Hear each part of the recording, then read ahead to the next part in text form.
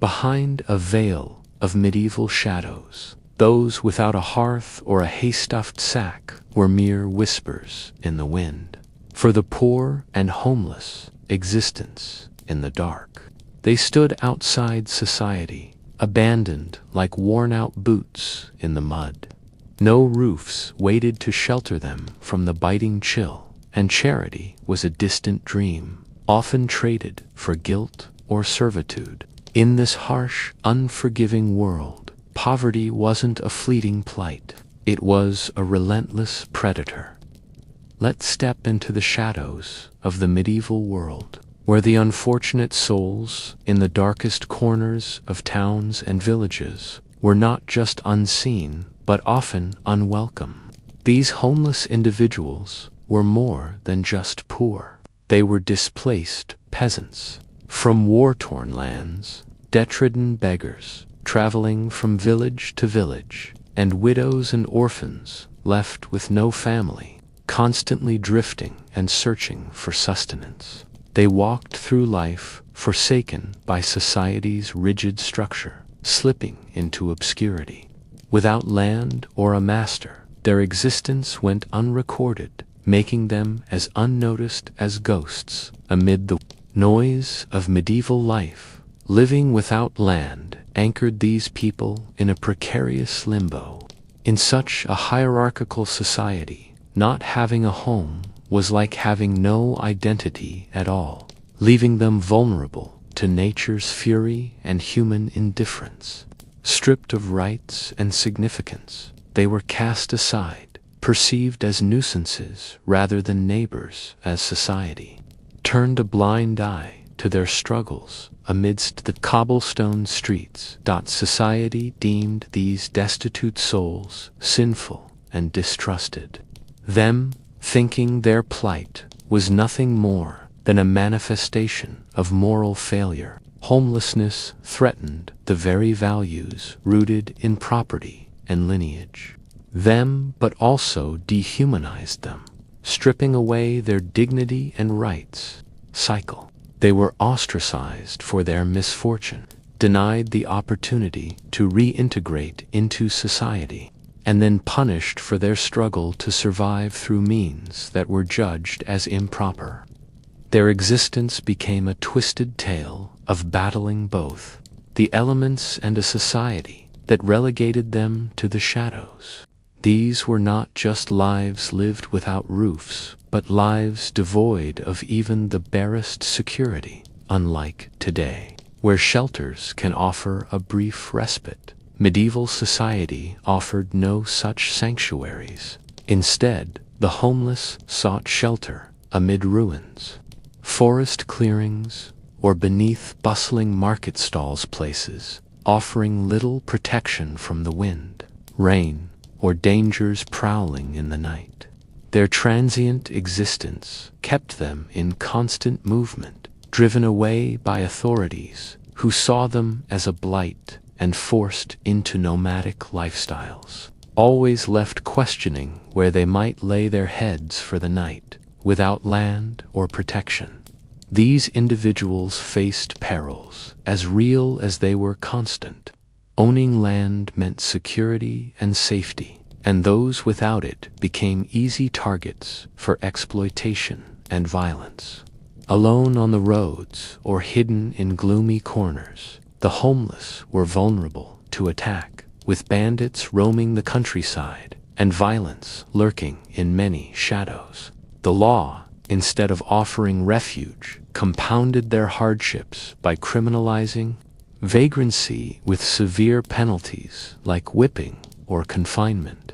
Labeling the suffering as opportunities for salvation, authorities often saw the homeless differently.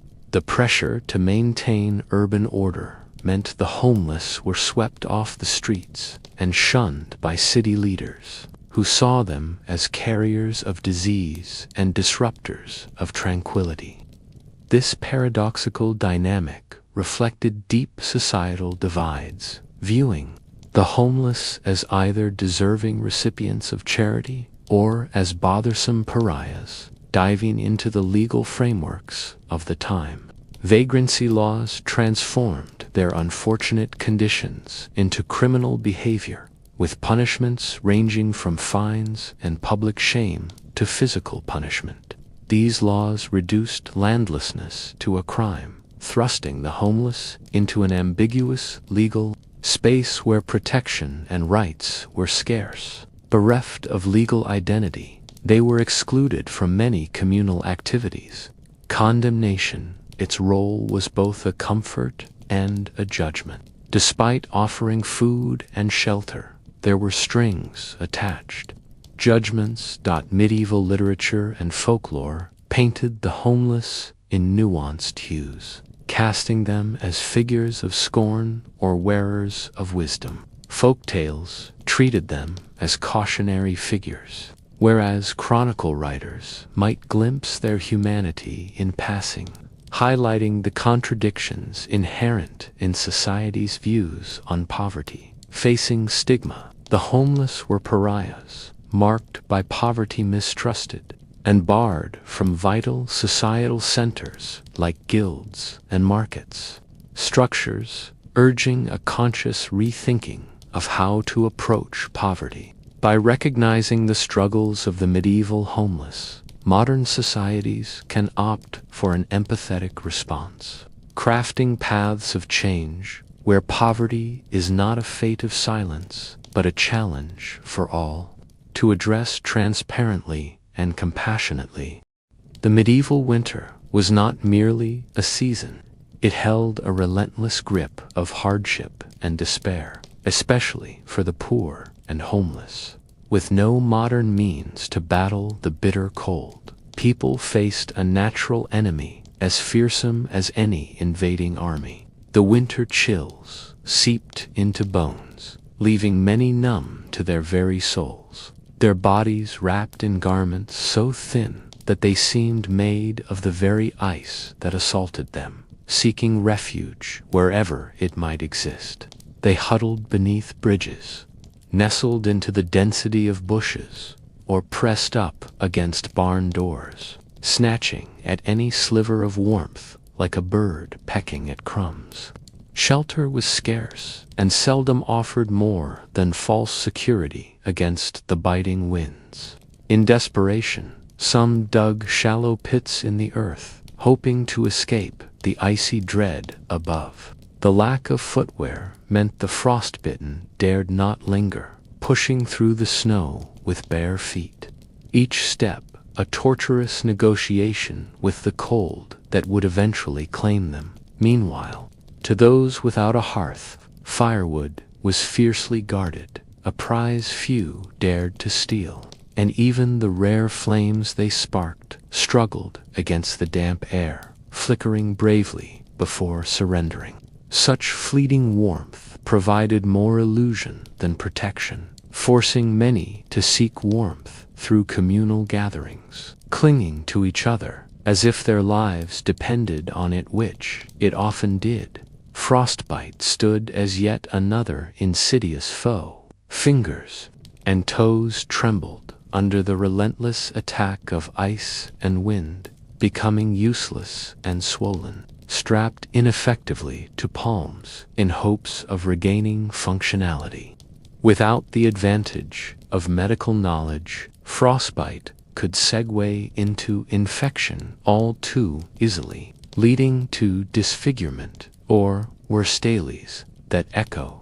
Biting wind had partners in misery, chilblains, hypothermia, and trench foot ailments born from endurance in harsh conditions, debilitating in their insidiousness. Any lack of preparation only hastened the body's surrender, casting victims into desolation, collapsing into the embrace of a relentless freeze that neither cared nor necessitated. Beyond the grave threat of exposure lay the wretched fate of those who slept unsheltered. Night fell like a predatory cloak over the land, temperatures plummeting and leaving those caught beneath the stars to shiver and weep, lungs aching with the effort to draw in the piercing air. Themselves were pressed into clusters with animals, whether fellow wanderers or livestock, combining what warmth they could muster. Still, the bitterness of the cold wove its path among them, and many found their eternal respite come morning. The discovery of frozen bodies was a grim dawn routine, often met with resigned acceptance reminders to those who survived of the lottery of fate they played daily. The few garments owned by the poor offered scant defense against the elements inadequate. Armor stitched with nature's own frigid threads. Wool was for those with means. Others made do with ragged layers, pulling the insufficient cloth close in hopes of trapping imaginary warmth. Shoes, if possessed, were treasures and often passed along like heirlooms. For the less fortunate, the only option was binding feet with cloth or stitching together makeshift soles from straw or earth. Cruel onslaught, and as each body fell to the ground, stiff with cold, before being removed quietly in the morning, their stories faded into silence. Almshouses or temporary shelters sprang up, only to crumble under resource constraints or societal prejudice. Moreover, the choice to stay rural or seek refuge within city confines carried its own share of miseries. Rural communities, supportive though they often tried to be, harbored suspicions rooted in survivalism. Still, they sometimes offered shared sustenance or bartered help. Urban areas, with their rugged stones and narrow streets, promised much but delivered little, often blaming the poor for sickness or barring them altogether. Despite daunting adversity, there were tales of light amid the harshness. The homeless showed remarkable resilience, banding together against the cold's grip with shared resources and body heat, communal warmth amidst the ice. In the face of chilling despair, the human spirit glowed defiantly, casting a light forged from empathy and shared struggle. Some found hope in superstition, lighting candles or donning amulets to keep the wickedness of the cold at bay. Rituals painted scenes of desperate faith, where the unexplainable gloom met a community's hopeful resistance. Ultimately, as spring unveiled its gentle touch and the earth thawed, those who survived carried with them tales of endurance and loss. Their marks by frost whispered of the frost's bygone cruelty in hushed tones, serving as both cautionary tales and poignant lamentations. Each winter's tale became a fire-lit narrative, a hedge against the next bitter season that hung on the horizon. Like an ever-looming specter, history etched in ice, waiting to chill another day. In the medieval world, hunger was a constant specter that haunted the less fortunate, a grim companion in their daily struggle for survival. Agriculture in these times was an unpredictable affair. Farmers faced the whims of nature, armed with rudimentary tools, wooden plows, and sickles, knowing that a single drought or storm could spell disaster. The absence of modern techniques meant a small farmer's life was a precarious balancing act. Without synthetic fertilizers and pesticides, their crops were vulnerable to pests and diseases, leading to unpredictable yields. This was subsistence agriculture at its harshest, where the margins for error were razor-thin, and the threat of famine loomed ever large. When you walked the muddy lanes of a medieval village, the air often carried the musty scent of rot from food stores that couldn't be preserved. In these tightly knit communities, food scarcity was an anxiety that wove itself into the fabric of daily life. For the landless and homeless, survival was an even bleaker affair, their hopes pinned on the fickle goodwill of the church or wealthier neighbors. It was the food of choice for those who had means, made from wheat, rye, or barley. Yet for the impoverished, a loaf often became an unattainable luxury.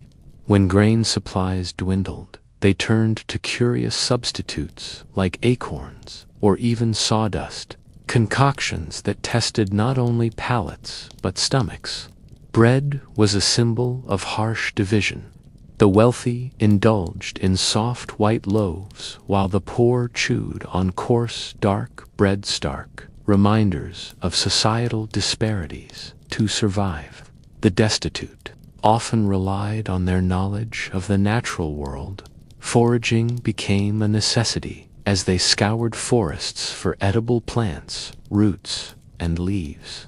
They gathered what others dismissed as weeds, relying on instinct and insight to separate the nourishing from the dangerous.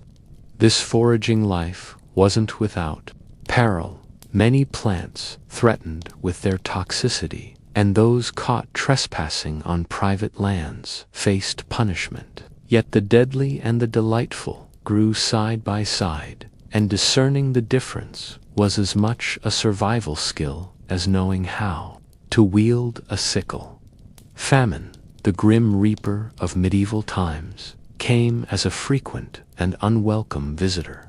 History recounted tales of crippling food shortages where entire societies crumbled under the weight of starvation's cruel hand. The Great Famine of the early 14th century painted a grim picture of widespread despair. Prices soared, and as resources dwindled, communities were forced into desperate measures, including theft and, in nightmarish instances, cannibalism. Monastery gates became beacons of hope for salvation, though resources even there were finite and often quickly consumed. For many impoverished souls, begging was a last resort, a plea for kindness met with suspicion and disdain. The act of asking for alms, seen by some as necessary charity, painted others as idle and deceitful. In bustling towns and villages, these figures were a fixture, navigating a thin line between survival and societal scorn. Churches and monasteries, bastions of hope for some, offered assistance wrapped in conditions of spiritual obligation. In exchange for aid, one might find themselves confessing or laboring under ecclesiastical watch, revealing the dichotomy of charity and control prevalent in these religious institutions. Food hierarchy in medieval times drew stark lines. The wealthy enjoyed lavish feasts, replete with meats and exotic spices, while the poor often subsisted on meager bowls of gruel or bread padded with cheap fillers. Scraps from the tables of the rich occasionally provided unexpected nourishment. For the destitute who scavenged these discarded morsels under the constant threat of punishment. This scavenging lifestyle showed the resilience and creativity of people forced to make do with what they could find. As the seasons shifted, so too did the hardships, with each year bringing lean months where supplies grew perilously low. Many communities banded together, sharing what was left, but for those on the fringes, such safety nets were often out of reach. The upper classes, insulated by their wealth, weathered these downturns with relative ease, their pantries secure against the vagaries of the agricultural calendar. Meanwhile, the poor battled hunger and malnutrition, their bodies as fragile as frost-touched leaves, hunger's tale in the dark. Ages was one of unyielding cycles, where societal structures repeatedly confined the impoverished to lives of need. Every empty hand fed into a system where food, scarcity, disease, and death were drawn in a relentless spiral. Yet, amidst this bleakness, tales of survival emerged pockets of hope shining through the dark folds of history. For some, the rare opportunities found in charity or alliances offered a way out. Their stories remind us of the enduring spirit of humanity. In medieval times, hunger wasn't just a physical affliction. It was a constant companion that etched itself into the human spirit, a shadow that neither power nor time could fully erase. In the medieval world, disease thrived and tormented the vulnerable, particularly those poor souls existing at the fringes of society. Life without soap or clean water bred an environment ripe for infections, where a lack of understanding allowed illnesses to run rampant, unchecked and misunderstood. Human and animal waste littered roadsides, creating a quagmire of filth that permeated life, fostering bacteria and sickness.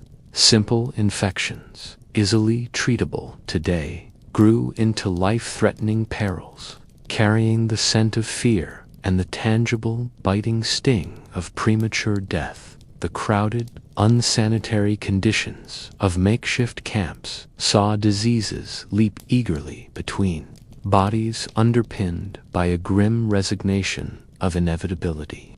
An incessant bedfellow of those times, lice crawled ceaselessly through layers of unwashed clothing, their presence a reminder of desperation. These tiny tormentors bore more than an itch. They were harbingers of typhus, inflicting misery with fevers as fiery as the passions of the era's wandering preachers. Scabies, despite folk remedies marinated in herbs and mysticism, relief remained elusive. The itch, persistent as poverty itself, sapped strength and underscored a relentless struggle to simply remain alive. Children, innocent of the larger world's burdens, bore the double crown of youthful weakness and relentless parasites as they scratched themselves raw into vulnerability. An invisible killer, far more pervasive than its victims realized, roamed. Its name was whispered in fear and resignation: dysentery. This scourge thrived where filth reigned, stripping men, women, and children of vitality through merciless bouts of fever and diarrhea. Water drawn from polluted streams was the silent betrayer, turning vitality into a gaunt shadow of exhaustion, hunger, and unending thirst. Remedies, prayers, herbal brews, and well-meaning incantations could not stand against the march of dehydration. Each outbreak echoed the powerlessness of ignorance and the tyranny of survival's most base needs. Looming even larger was the specter of the plague, a force casting long shadows where grim existences crumbled into anonymity. The infamous Black Death surged as a force of nature, indifferent to wealth or power, but seemingly crueler to those already humbled by life. In packed hovels, where privacy was a luxury, the very air seemed to vibrate with the hum of impending doom as plague-weary eyes watched loved ones succumb in heaps of agony and fear. Fragrant herbs clutched against the miasma offered scant protection.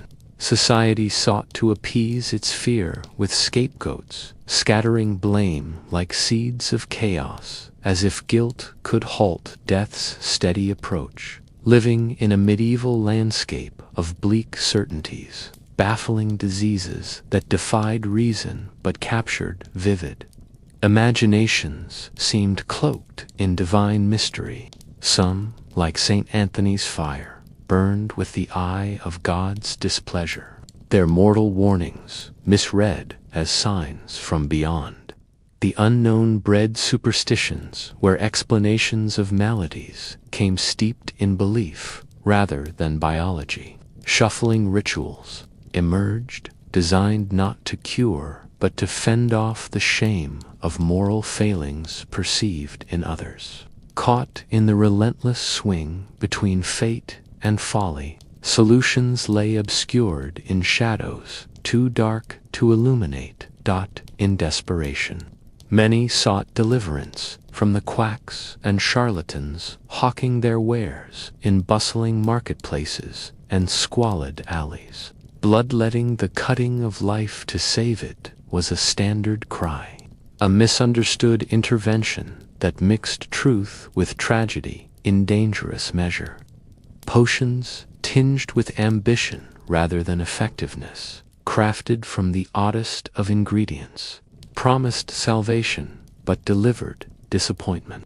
In the absence of science, folklore bound communities in tales as rich as their lives were poor, giving meager hope through the telling, if not the healing.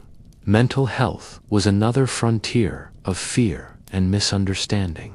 Here, demons danced in the public square, their names invoked as explanations for the inexplicable turns of the mind.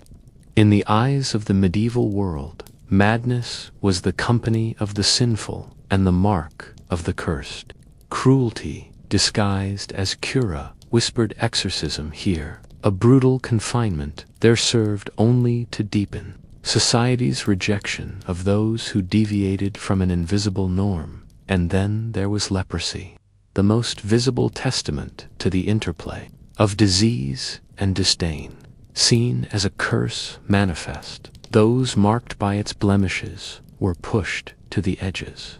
Their homes, stony colonies of ostracism. Leprosy, feared more for its symbolic contagion than its actual spread, thrust sufferers into a social exile, reinforced by misunderstanding.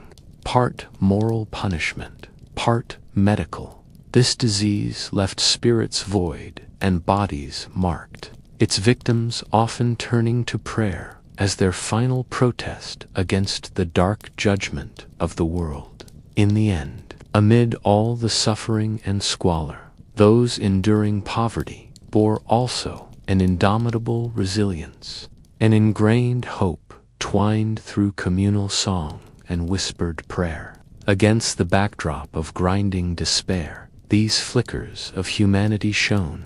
They shared meager scraps, built networks of waning strength, and wrapped themselves in layers of belief and myth to keep warmth in frigid nights.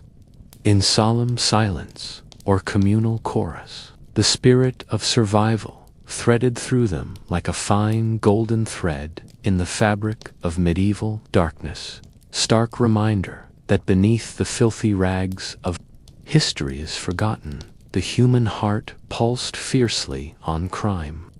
In the gritty tapestry of the medieval world, the homeless found themselves as outlaws by necessity, often tiptoeing the thin line between survival and legality. Begging, the last resort for many with nowhere else to turn, was ironically banned. In numerous regions, seen not as a plea for help, but as a societal nuisance.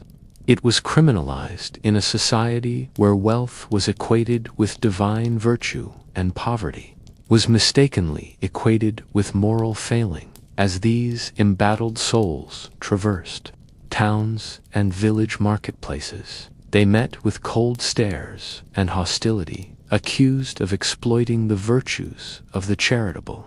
Yet without skills or property, the downtrodden often turned to theft as a last desperate measure, driven by the relentless gnaw of hunger.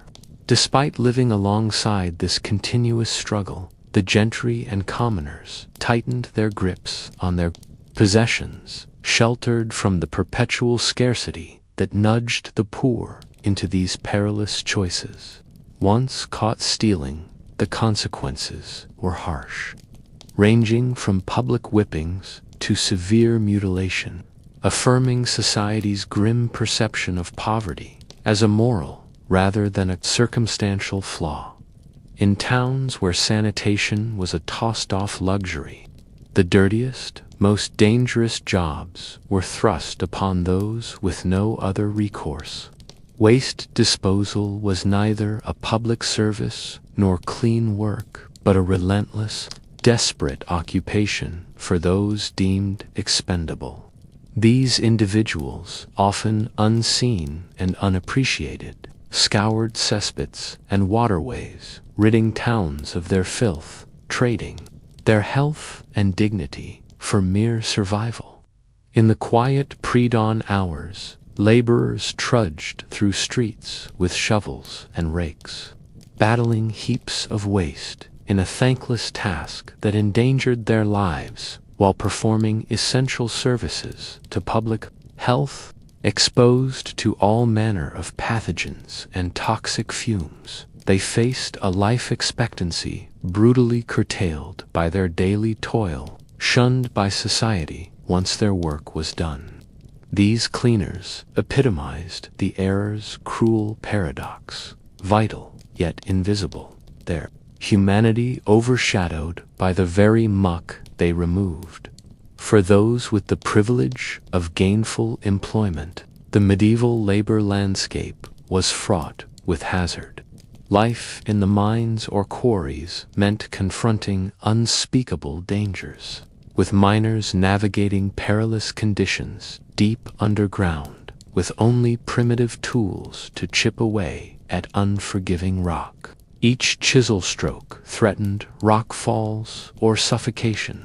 In an unyielding darkness, pierced only by flickering lamps, social status dictated who shouldered these burdens, pushing those without safer options into the earth's depths at the behest of merciless overseers. Despite the looming threat of crushed bones and respiratory diseases, they toiled for paltry wages, their sacrifices whispered amidst the cacophony of indifference that greeted their plight. Beyond the depths of mines, the land itself held threats.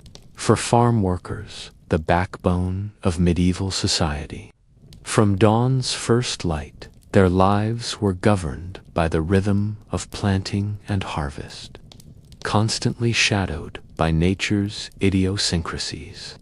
With sharp tools in hand, they weaved through expansive fields, every misstep a potential brush with death, as unexpected storms and wild beasts lurked ever present. Despite their critical role in feeding the nation, these laborers' safety and welfare were secondary concerns to the affluent who prized productivity over the human cost of cultivation.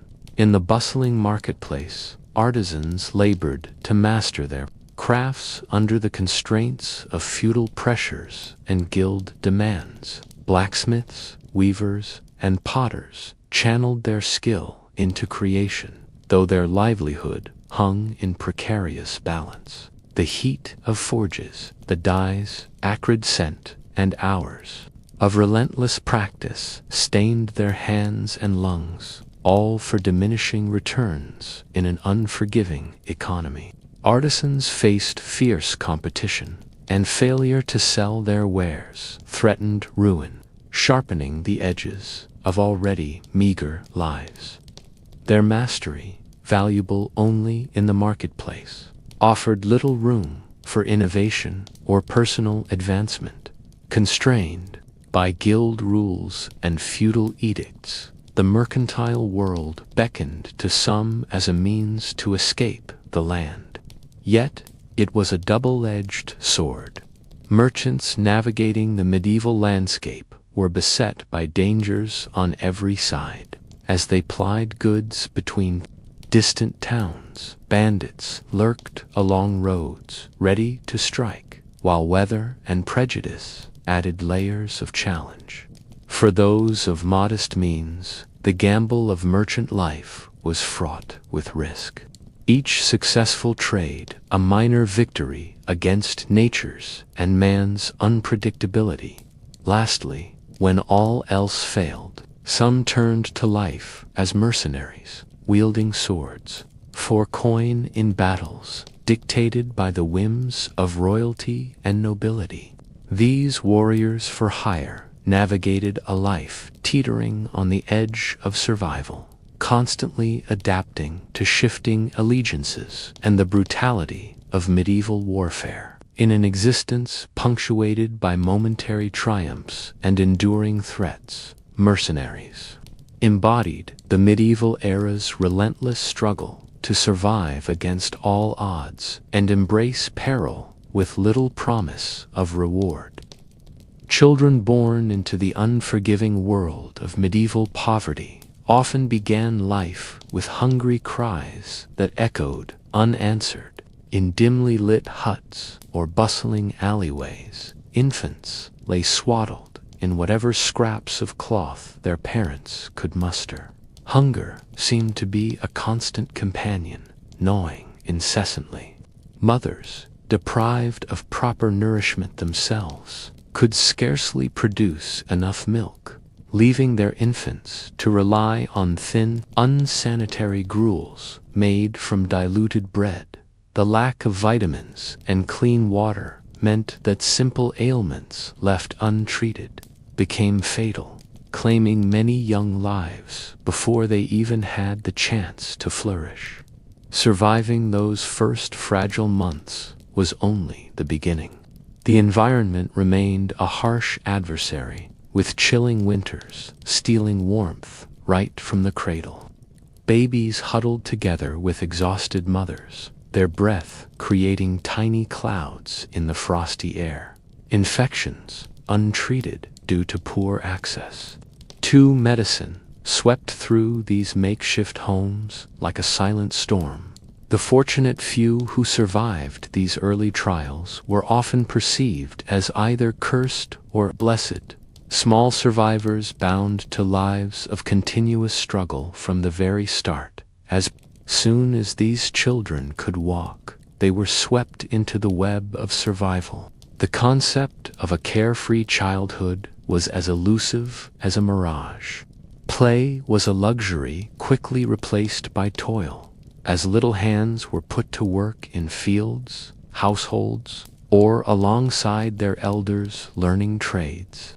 The labor was grueling and hazardous, often carried out in environments indifferent to the safety of young workers. Injuries were commonplace, and those suffering were left with even deeper scars of poverty's relentless grip. For some unfortunate souls, being an extra hand meant servitude in exchange for scant meals or a roof overhead. Domestic service often took them into the slightly better off homes, yet the hardships remained unchanged. A childhood marked by labor yielded frayed hearts, burdened early by a system that resisted change. The dreams and innocence we cherish in children today were luxuries these medieval youngsters could hardly imagine, if at all. Desperation forced some parents into heartbreaking decisions, abandoning their offspring in hopes that monasteries or churches might extend a helping hand. Other children, left to chance or cruel necessity, joined roving bands of street children, learning to survive by begging, stealing, or negotiating a life's daily challenges. These abandonment tales are not merely physical but emotional, as families steeled themselves against the pain of such a loss to continue living. Survivors grew up feeling disposable, their view of the world shaped by a harsh, unforgiving reality. Exploitation was a brutal reality. Children became commodities valued solely for their usefulness. Forced into thievery or under the guise of apprenticeships, they endured grueling work with little food or care. Society, unmoved by their suffering, allowed abuse to flourish, with punishment meted out as disciplinarian harshness. Cuts, bruises, and broken spirits left deep scars, both visible and hidden, whispered through the years, a harsh chorus against the backdrop of idealized medieval life. orphaned by circumstance. Children often formed makeshift families, gathering strength in numbers. Driven by necessity, they created loose-knit communities with older children assuming leadership roles. These bonds, while born out of adversity, cultivated resilience and a stubborn determination to endure. Some communities, though offering minimal acceptance, let these young wanderers live on the periphery, fueled by sporadic kindness amidst constant vigilance. For some, the call to arms as child soldiers came as a horrific rite of passage. Wars bereft of their men forced the young into battle, where they learned to survive conflicts their minds could scarcely grasp. Battlefields robbed them of innocence and peace, often irrevocably altering their spirit. Perilous roles were not limited to warfare. Many found themselves as messengers or participants in dangerous schemes. This constant shadow of danger shattered the comfort childhood should afford, thrusting them into a brash adulthood. In towns, child thieves were an inevitable byproduct of dire need, learning to pickpocket or steal just to fill their bellies. Those caught were brutalized by public punishment, the unbearable sting of the whip, the humiliation of the stockades. These punishments left indelible marks, branding them and cementing future paths riddled with peril. Yet society offered no redemption, condemning them before they had a chance to make amends. Medieval childhood was also haunted by superstition. Fear ran alongside the tangible fears of hunger and disease. Charms, chants, and superstitions like changeling myths filled the void left by rational medical help, casting long shadows over young lives. Even earnest parental love often took on frantic undertones of magical desperation, leaving children in a haze of mixed reality and myth. Nevertheless, despite the surrounding despair, children often became unexpected beacons of hope. Their laughter and play were meager lights in a darkened world, softening even the stonest hearts. Communities, however strict, saw in their youth a glimpse of potential futures, anchoring dreams of a better life. They embodied the fragile line between surviving and thriving, enduring amidst medieval hardship against stark odds, living testaments to resilience and the enduring spark of childhood spirit. The silent echoes of their stories continue to resonate, haunting the whispers of history with near soundless yet powerful clarity. In the medieval world, merely existing as a poor wanderer was enough to brand you a criminal, even without committing actual crimes. This was rooted in a medieval mindset that equated poverty with moral failure, a notion that turned wandering souls into perceived threats that needed managing. This wasn't simply about stopping any real danger. More fundamentally, it was about ensuring those without power remained visible targets for authority, thus keeping the poor both seen and subservient. Once caught in this legal web, punishment was swift and brutal. Whipping, a public spectacle executed with little mercy, left visible scars, broadcasting shame and ensuring the community was reminded of the consequences of stepping out of line. These acts weren't just to chastise the offender, but rather to reinforce societal boundaries. Imagine wearing your conviction on your flesh for all to see, like a human billboard of societal disdain. Yet these immediate punishments were not the entirety of their sentences. Often those labeled as criminals found themselves conscripted into hard labor, forced to sustain the very structures that marginalized them. It was a cycle of oppression, where the same society that ostracized them exploited their toil, feeding off both their physical and spiritual exhaustion. In some cases, these individuals were coerced into military service, a death sentence disguised as duty, providing kings with soldiers by sacrificing those already forsaken at home. Public humiliation. Another weapon in the medieval arsenal saw people locked in stocks or pillories in public squares. It was a communal ritual, drawing lines between law-abiding citizens and those labeled as outcasts. Through these acts, social order seemed to cement itself even further, and resources sent into the unforgiving unknown, many found survival an impossibility, as records grimly attest, with their stories often ending in tragedy.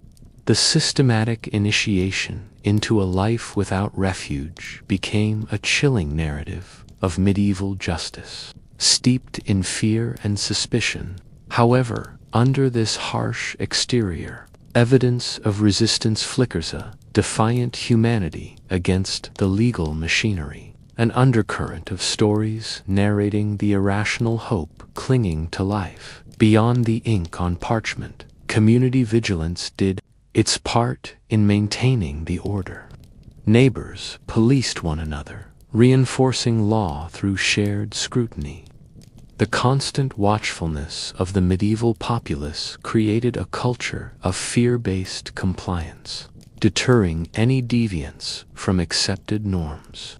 This communal enforcement turned everyone into part-time guards of the unstated law. Yet, amid this oppression, families quietly shielded those on the run, or towns turned a blind eye to preserve their own, subverting the harshness of laws through acts of empathy. Even when legality demanded severity, human compassion found ways to slip through the cracks, an enduring testament to the perseverance of the spirit against overwhelming odds. The Church, too, provided its own paradoxical layer, serving as spiritual guide and enforcer. It wielded dual power, at times tempering state brutality with mercy, creating a strange balance between divine compassion and earthly retribution.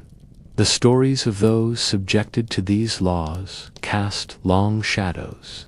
Their tales continue to inform modern narratives of poverty and punishment. Our culture today, they remind us of a grim past that is as instructive as it is haunting, a somber tapestry, interwoven with the enduring spirit of those who once walked unseen roads. Religion, the medieval world of religion, was a tapestry of light and shadow, where monasteries stood as symbols of both hope and judgment. Walking barefoot along the dusty paths towards these sacred places, the poor found a paradox waiting for them. With their thick stone walls and echoing hallways were sanctuaries offering solace for the hungry and shelterless. Here, the smell of baking bread was a beacon drawing the desperate closer. Yet entry carried its own price, a toll paid not in coin, but in devotion. Those who sought aid encountered rituals that were as much about religious conformity as they were about survival. One might receive a crust of bread only after joining a lengthy prayer in a hushed chapel, or confessing sins with bowed head beneath an ancient vaulted ceiling. In these moments, hunger was more than a physical state. It was a gauntlet of spiritual trials. The monks and friars, seeing service as divine duty, balanced acts of charity with the expectation of piety from the needy souls at their gates. Despite these rigid rites, monasteries became lifelines during times of famine. But the help they extended was not without conditions. They often required fields tilled or wood chopped, forging an unspoken pact between sustenance and servitude, and locations, some being warm-hearted in their aid, others cautious and reserved, beyond the physical aid. As influential social and spiritual authorities, church leaders preached that suffering was either a test from God or a result of sin. Strict moral lessons, their records, meticulously kept, did not merely count loaves given, but also sins confessed. As one listened to sermons from cold, echoing cathedrals, the spiritual dichotomy became clear. Poverty was paradoxically both blessed and cursed. Saints like Francis of Assisi embraced their destitution, hailed as paragons of virtue called to poverty. Yet others, perhaps more sternly sanctified, portrayed it as a trial of divine displeasure. The Church's teachings invariably held sway, instilling reverence and resignation among those crushed by life's burdens. The tales of saints walked hand in hand with both comfort and conviction. Some saints were celebrated for kindness and mercy, such as Martin of Tours, whose act of sharing his cloak with a beggar rippled through the ages as divine benevolence incarnate. But darker tales loomed, those of saints who warned the impoverished about the soul's peril, invoking the specter of punishment for moral flaws.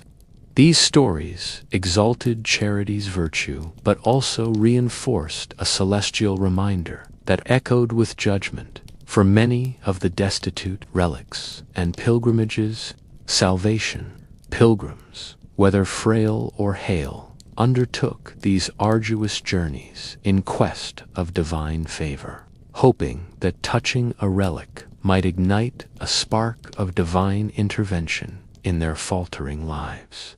Yet the outcome often mirrored the Church's doctrine. Those who returned unchanged were left pondering their spiritual shortcomings. In this web of faith and obligation, the tithe hung as a burdensome yoke, mandating 1/10 of one's earnings, or harvest for the Church, pressing heavily on those already diminished by poverty. Alms, too, while voluntary, were weighed with the promise of heavenly reprisal or favor. Here, the economics of faith mixed uncomfortably with survival, as every coin given chipped away at already scarce resources. Confession stood as a ritual of profound significance. It offered absolution, yes, but also served as a means of control, a dance of power, where priests in their woven woolen robes wielded the authority to forgive or admonish. The poor's acts of desperation spilled forth into dark wooden confessionals, becoming accounts of sin in need of spiritual cleansing. The confessional thus dwelt as both refuge and courtroom, an intimate vehicle for ecclesiastical influence over moral conduct. Rituals and superstitions weaved their way through daily lives where sacred and profane mingled. Lighting a candle, sprinkling holy water, every act petitioned for divine favor or sought to appease an often inscrutable deity, with the Church's hand guiding the definition of right from wrong. Villages delicately balanced between practices it endorsed and those it condemned as heresy. Ultimately, the Church's relationship with societal hierarchies was one of reinforcement. Through sermons and actions, the divergence of fortune was reinforced as providential design, with every whispered psalm serving as both a song of hope and an echo of despair.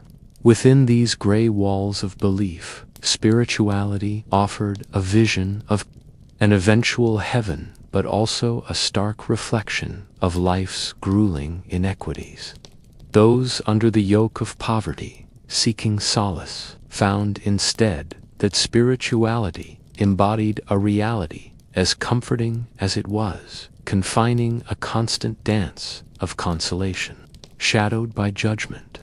In the medieval imagination, cities like London, Paris, or Prague shimmered with the allure of opportunity, promising work, community, and a hint of dignity absent in the countryside. Life in rural areas was a communal struggle with communities, hard-pressed to offer help to the destitute, as fellow villagers suggested seeking fortunes in bustling urban centers, with the wealthy flaunting their riches amidst the poverty-stricken masses. Cities seemed like a rational escape from the relentless despair of village life. Yet, upon arrival, the harsh reality became stark. Overburdened cities couldn't accommodate the swelling tide of migrants. The streets, rather than providing a refuge, revealed the same poverty as in the fields left behind. Desperation kept wages low, and hopes of upward mobility shattered against the hard cobblestones. Survival in this labyrinth of opportunity and pitfalls was as precarious in the city as the villager realization that escape might never truly come. The city gates, guarded by watchful eyes, served as barriers for the aimless wanderer. Outsiders were met with suspicion, as their arrival meant more beggars on the streets, more overcrowded alleys, and mouths to feed perceived threats to social order. The guards, far from ushering in new residents with open arms, often turned away hopeful souls, leaving them to pursue shadowed paths, their dreams dashed by the city's unyielding judgment. Even those who managed to slip past the gates found themselves under vigilant watch, apprehended and expelled with a swift ferocity that echoed through the narrow alleyways. These interactions reinforced the harsh social stratification where only the documented, the wealthy, and the tolerated could call the city home. The homeless were reminders of urban cruelty, faced with a cycle of exclusion and punitive measures designed to maintain a fragile illusion of order. For those within the city, adapting to the environment posed a constant challenge. Cobblestone streets were unwelcoming for bare feet, and the city's ambitious architecture offered limited shelter. Streets charged with life by day harbored lurking threats as night fell. Violence and theft were constant companions, turning every alley into a potential ambush site. Those seeking safety faced gangs, demanding coins for protection. And while alliances formed among the homeless, they were often as transient as the shelters they shared. The clothes they wore told stories of survival and loss, embodying battles won and humiliations endured under a city that sometimes embraced but more often rejected its temporary inhabitants. In terms of livelihood, life under the city lights was no fairer. Opportunities were just out of reach for those in ragged apparel. Despite a bustling marketplace, the homeless found themselves invisible, synonymous with trouble and disorder and economic liability. Paradoxically, the city's prosperity relied on this underclass to perform menial tasks, ensuring the cycle of struggle continued in service of the city's wealth. For those unable to find work, the art of persuasion turned begging into a delicate dance of trust and dependency, punctured by seasonal empathy from citizens more willing to give. Yet dangers loomed with guards and rival beggars threatening small mercies. Survival relied on a blend of rhetoric and resourcefulness, maintaining an uneasy position in an unforgiving social fabric. In times of disease, blame fell heavily on the homeless, wrongly cast as harbingers of contagion. Stigmatized and feared, They became convenient scapegoats, embodying the invisible threat lurking beneath urban prosperity. Foreigners seeking refuge from distant turmoil confronted xenophobia exacerbated during health crises. Their accents marked them as outsiders, deepening mistrust and casting them as villains in a narrative of exclusion. The very presence of the homeless was a stark reminder of a society struggling towards an ideal not yet realized, with fear redirecting anger towards the most visible yet powerless members. Despite these challenges, the homeless navigated life as urban pilgrims, weaving through society in search of moments of solace and connection. Their stories, often untold, moved quietly through the city's tapestry, observing shifts unnoticeable to others. These tales spoke of unseen heroism and creativity in harsh solitude, painting a picture of resilience amid urban decay.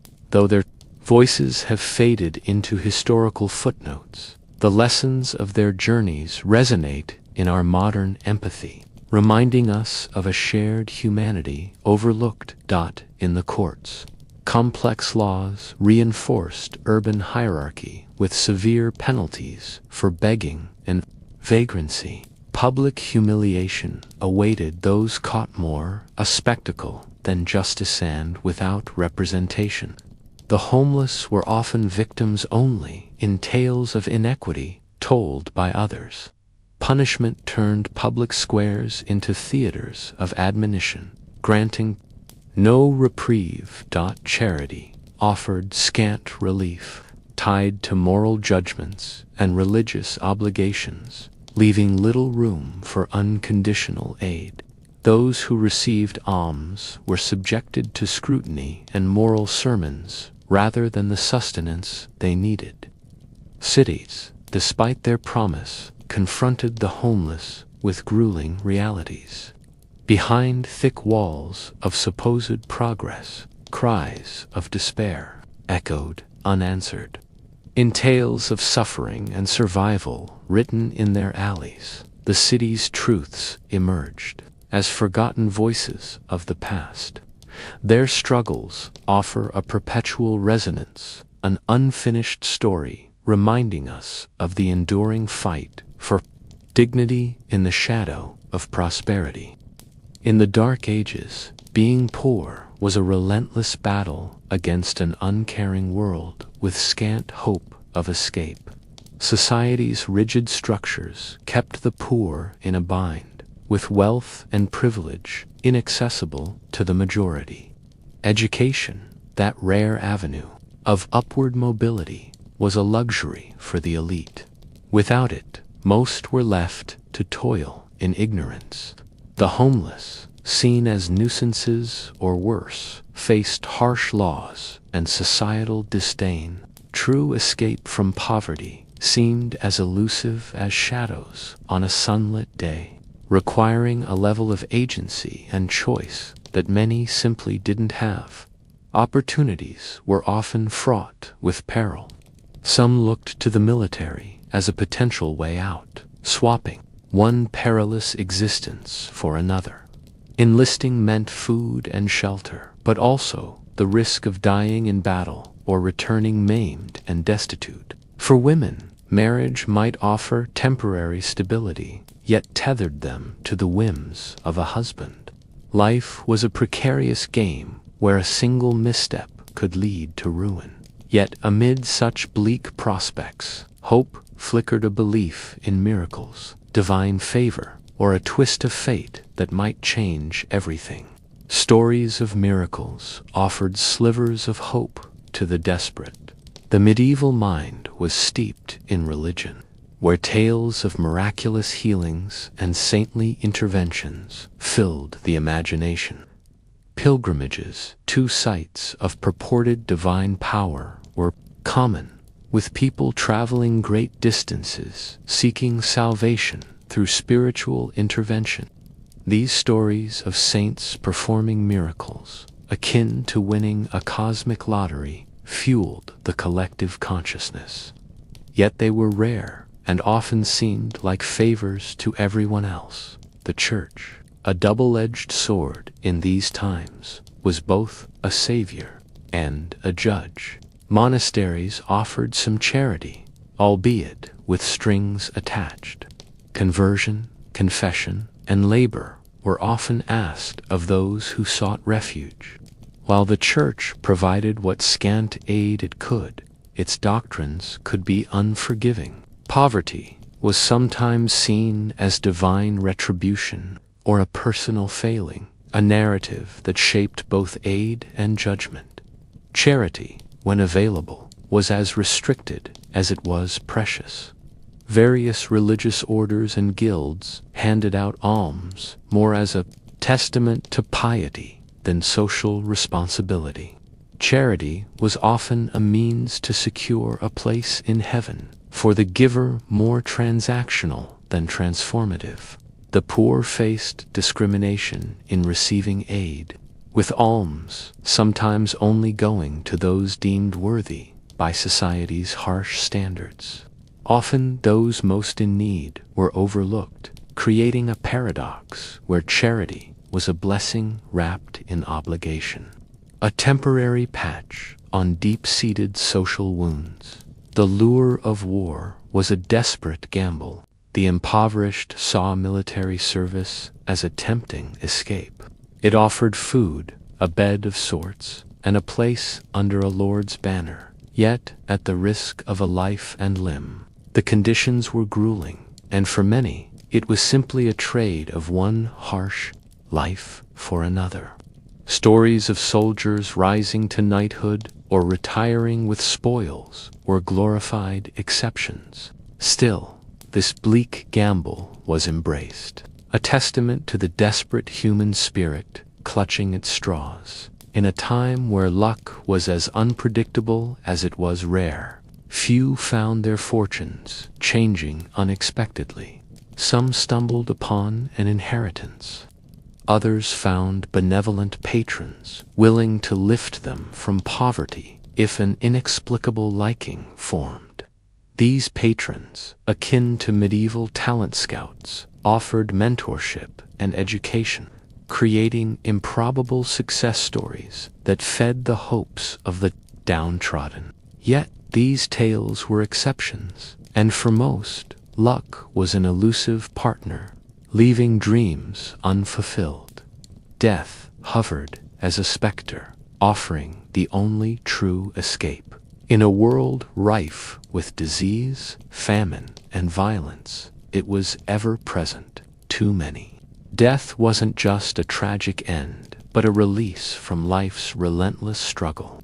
It wasn't actively sought by the majority, but it lingered as a whispered thought, promising an end to hunger and pain.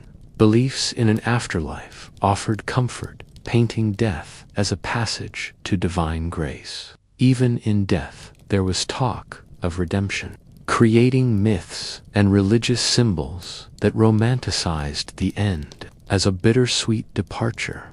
Time has largely forgotten the homeless and poor of the medieval era.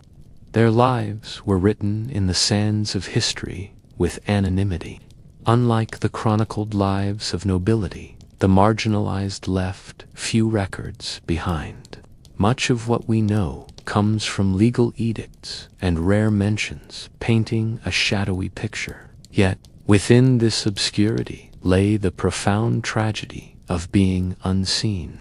Despite this, moments of shared human experience, laughter, and resilience shine through, echoing the idea that they too were vivid threads in history's tapestry, even today. The shadows of medieval poverty cast insightful parallels. Inequality, exclusion, and power imbalances persist, their roots tracing back to these harsh times. Reflecting upon this era is a call to action, urging society to pursue justice and compassion.